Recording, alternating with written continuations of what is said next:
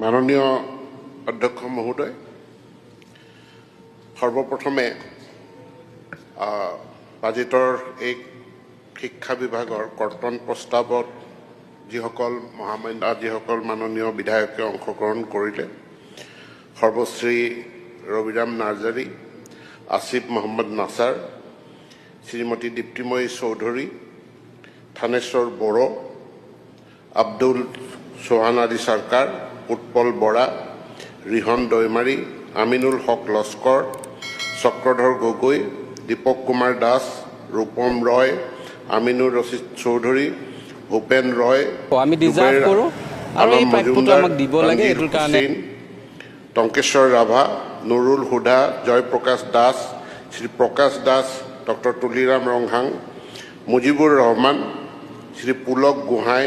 জাকিৰ হুছেইন সিকদাৰ, শ্ৰীমতী নিশু টেৰাংপি, চেলমান আলী আহমেদ, ঋতুবৰণ শৰ্মা, মহিবুৰ ৰহমান, শ্ৰী ভুৱন গাম, নুৰুল ইছলাম, ৱাজেদ আলী চৌধুৰী, পবিত্ৰ ৰাভা, ভিক্টৰ দাস, শশীকান্ত দাস, আব্দুল ৰহিম আহমেদ, জীৱেশ ৰয়, কিশোৰ নাথ আৰু হিমাংশু শেখৰ বৈশ্য, তেখেতসকলৰ বক্তব্য মই শুনিলোঁ আৰু আটাইকেইগৰাকী বিধায়কলৈ মোৰ ফালৰ পৰা মই এই বিতৰ্কত অংশগ্ৰহণ কৰাৰ কাৰণে ধন্যবাদ গ্ৰহণ কৰিছোঁ। অধ্যক্ষ মহোদয়, শিক্ষা এনেকুৱা এটা বিষয় যি আমাৰ ৰাজনীতিৰ ঊৰ্ধত থাকিব লাগে আৰু শিক্ষাক দেশখনত বিশেষকৈ আমাৰ যি পাব্লিক এডুকেশ্যন বা ৰাজহুৱা শিক্ষা ব্যৱস্থা, এই ৰাজহুৱা শিক্ষা ব্যৱস্থাক শক্তিশালী কৰাৰ কাৰণে আমি শাসক বিৰোধী সকলো বিধায়কে আমি একেলগে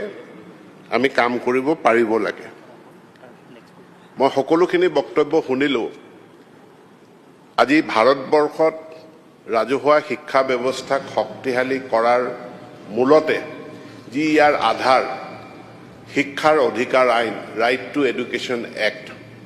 এই ৰাইট টু এডুকেশ্যন এক্টৰ কোনোবা ধাৰা চৰকাৰখনে উলংঘা কৰিছে বা কোনোবা ব্যৱস্থা